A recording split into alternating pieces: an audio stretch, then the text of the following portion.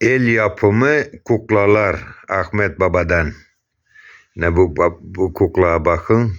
Bunun şapkası da var. Şapkası da örgü ne bakın. Ne güzeldi.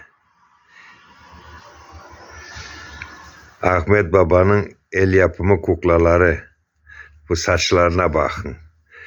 Bu Santa Claus. Noel Baba da olabilir bu. Yılbaşında Noel Baba, yılbaşı ağacının aslında da koymak oluyor bunu. Noel Baba. Bu da el yapımı.